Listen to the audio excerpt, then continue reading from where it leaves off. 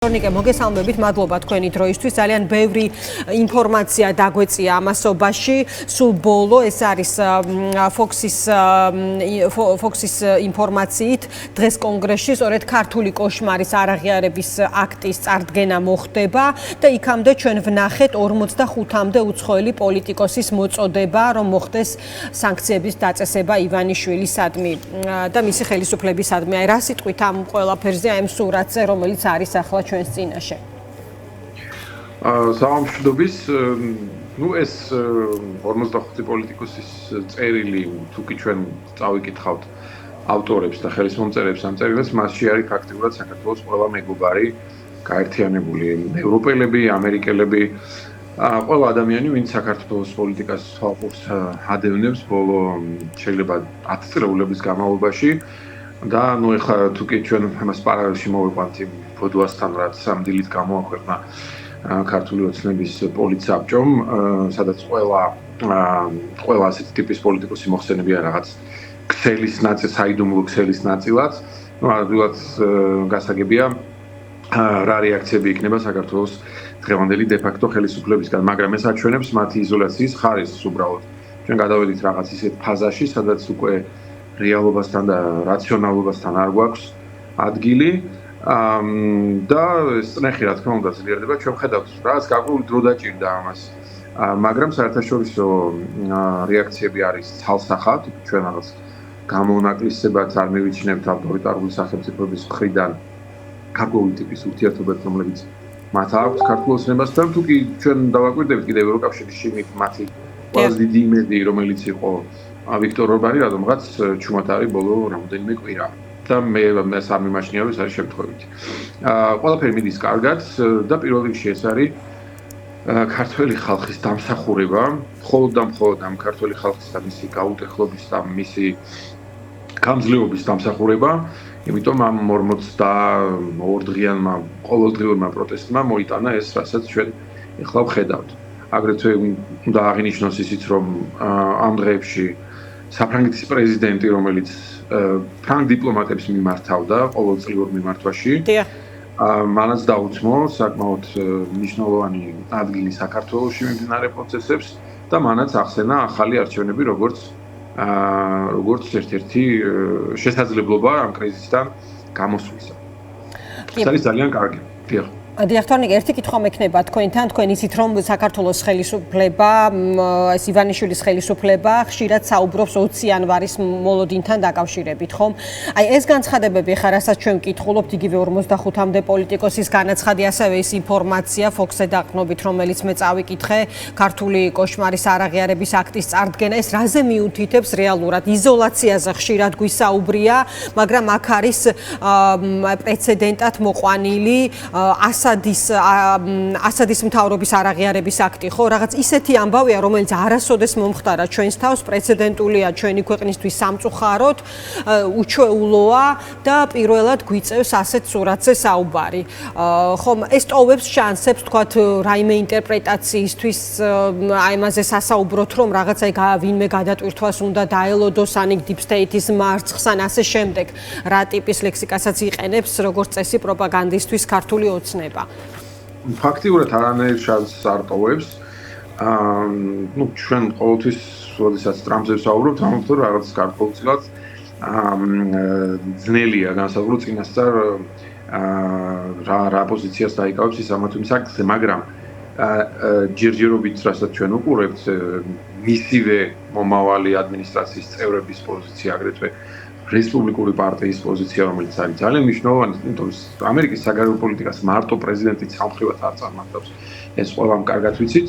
ეს არის შეთანხმებაში კონგრესთან, სენატთან და მათაც ძალიან დიდი გავლენა აქვს. რაც არ უნდა იყოს, დღესდღეობით ტრამპ საქართველოზე პირადად არ გაუკეთებია არანაირი განცხადება, მაგრამ ჩვენ რასაც უყურებთ წინა პირობები, რაც არის ეს ძალიან ცოტა შეიძლება ვთქვათ, რომ ფაქტიურად არანაირ შანსს არ ტოვებს იმისა, რომ ეს ყველაფერი 180 გრადუსით შეტრიალდება. თანაც მე მგონი დონალდ ტრამპს სხვა ბევრი პრიორიტეტი აქვს პირველ რიგში მისახედი და ეს საკრალური 20 თუ 21 იანვარი, რომელსაც ქართული ოცნება ახსენებს, ალბათ მათივე მხარდამჭერების და მათივე წევრების წერობისთვის რაღაც შესაგულიანებლად და მათთვის რაღაც იმედის მისაცემად არაფერი არ შეიცვლება ამ კუთხით და ჯერჯერობით რასაც ჩვენ ვუყურებთ საქართველოს ფაილი არის კონგრესის ხელში და აგრეთვე დღევანდელი ადმინისტრაცია რომელმაც დაასანქცირა ბიძინა ივანიშვილი და დაასანქცირა ის სანქციების იმ რეჟიმში შეიყვანა რომელიც ეხება რუსეთის მავნე გავლენებს.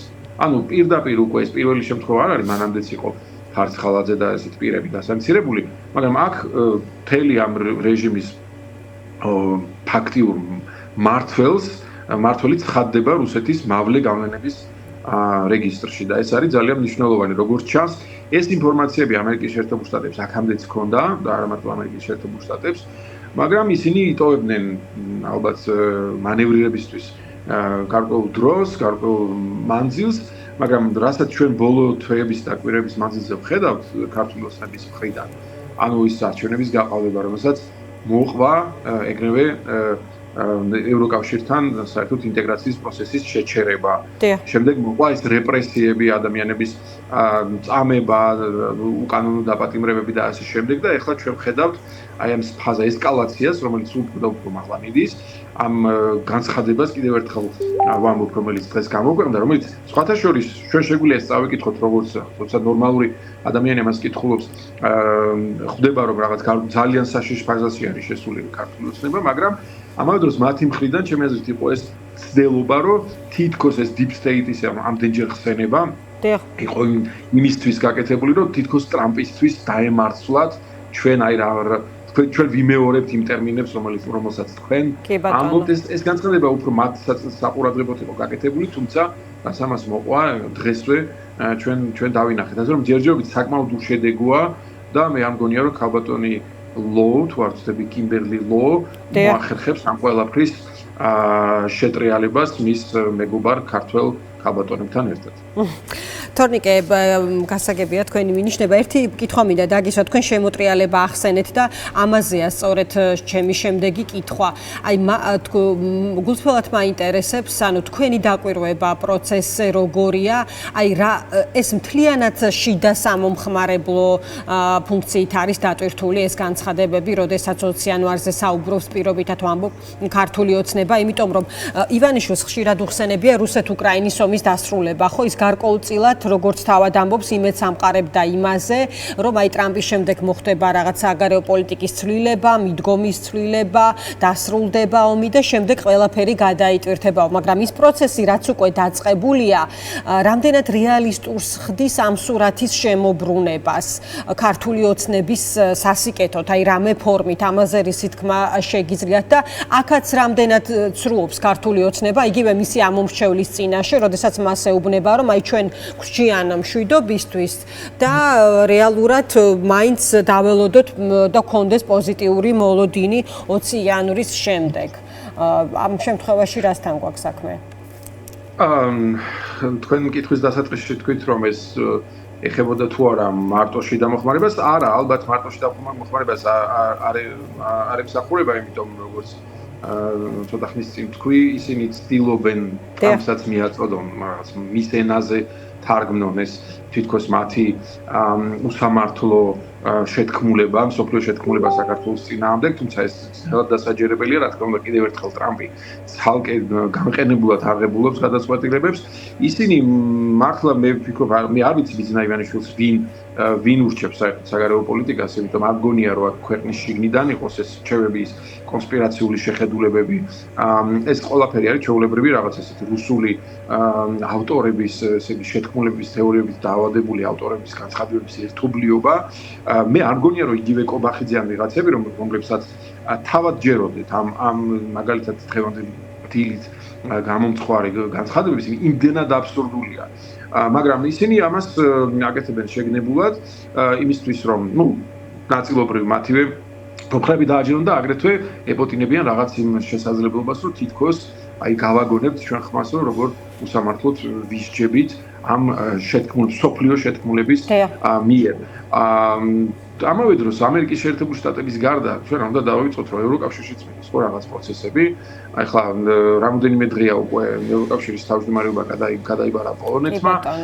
ამავე დროს ახალი კომისია გვყავს, ევროკომისია, რომელიც რომელსაც 2-3 ისეთი წევრი ყავს, რომელიც საქართველოს ძალიან არის დაინტერესებული, მე ვლაპარაკობ კაია კალასზე, რომელმაც შეცვალა ბორელი, აგრეთვე კუბილიუსი, რომელსაც ესე აგდებულად მიმართავდა ერთ-ერთი ქართული ოცნების რიგითი დეპუტატი, ზარქუა თუ არ ვცდები, ის გახდა ერთ-ერთი წამყვანი კომისარი ამ ევროკომისიაში და არ დაგვაუწყდეს, რომ კიდევ არის ურსულა ფონ დერ ლაიენი, რომელიც შეზრწუნებული იყო უბრალოდ ისეთი 180 გრადუსით შეტრიალების ქართული ოცნების პოლიტიკის და ტყუილების, რომელიც მას პირადად მოახსენეს საქართველოს ერთ-ერთმა ყოფილმა პრემიერ-მინისტრმა და არანაირ შესაბამისობაში არ მოდის ის, რასაც მას ეუბნებოდნენ და რაც რეალურად გააკეთა ქართულმა ოცნებამ. ამიტომ მე ძალიან გამიკვირდება, რომ რაღაცნაირი შანსი არსებობდეს კიდევ ამ ყველაფრის შემოტრიალების.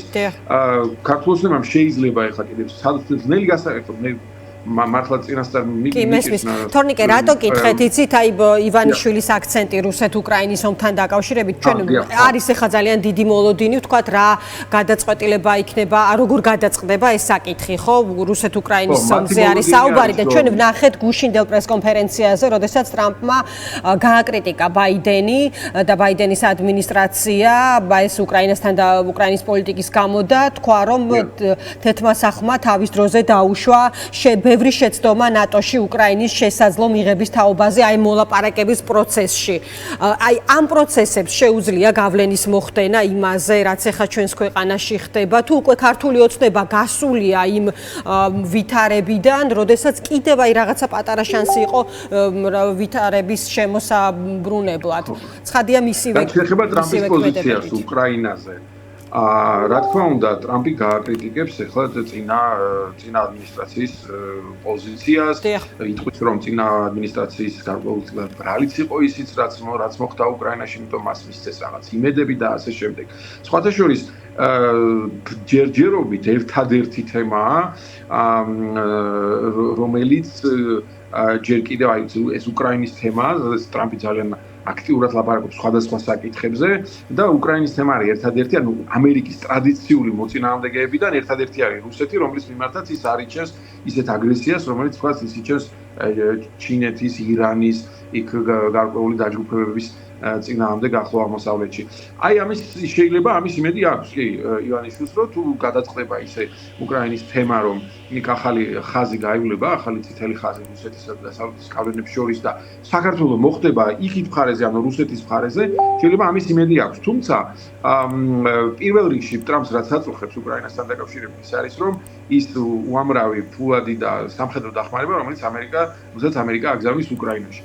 ხო, აი ამ პროცესის შეჩერება უნდა მას აქამდე ყოველ შემთხვევაში ასე საუბრობდა და რაც შეეხება ის შეთანხმება, რომელიც შეიძლება მოხდეს და სხვათა შორის მან თქვა რომ 24 საათში თავიდან ამბობდა 24 საათში მოხდება შეთანხმება, ეხლა უკვე თქვა 6 თვეზე ლაპარაკობს, ანუ თვითონ ტრამპის ყველა განცხადებაც არ უნდა მივიღოთ ისეთი როგორც რაღაც რო ვთქვათ იმ წუთშივე გაკეთებადი, ხო? და თანაც პროცესი როგორც კი დაიწყება მოლაპარაკების ჩვენ ნახავთ რომ უკრაინას ძალიან ხისტი პოზიცია უჭირავს და ამ მოლაპარაკების პროცესში გამოჩნდება უკრაინას ყავს აგრეთვე მოკავშირეები ამერიკის შეერთებული შტატების ადმინისტრაციაში ევროპელების მხრიდან და არ მგონია რომ დონალდ ტრამპს არ ჭირდებოდეს მოკავშირეები. ხო, აი უკრაინა რეალურად ერთ-ერთი ყველაზე ქვედითუნარიანი მოკავშირეა იგივე უსაფრთხოების თვალსაზრისითაც არის ამ ქვეყანამ ამ ომის დროს შექმნა ძალიან ძლიერი არმია, რომელსაც ევროპაში ერთ-ერთი ყველაზე ძლიერი არმია ყავს დღეს.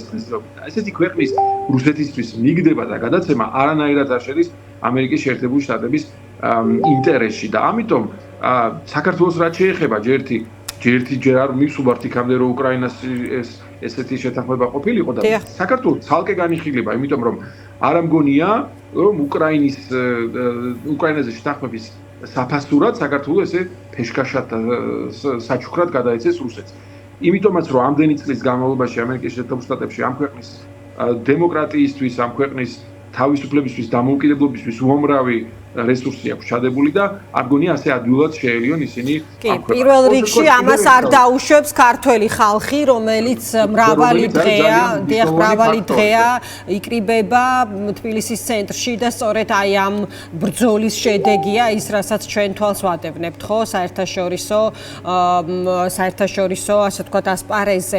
თორნიკე, ბოლო კითხვა მინდა დაგისვათ, ჩვენ ვახსენეთ იზოლაცია და თუნდაც ახლა ეს ინფორმაცია, რომელიც მაყურებელს წაუკითხეთ, ეს კოშმარის არაღიარების აქტი პლუს 45-მდე პოლიტიკოსის განაცხადი ძალიან შთამბეჭდავია, ჩამონათვალი თუ ვინ შედიან ამ განცხადების ხელმო, ვინ შედის ამ, ვინ აწერს ხელს ამ განცხადებებს, ეს მიუთითებს იმაზე, რომ ეს საკითხი კიდევ უფრო გაღრმავდება.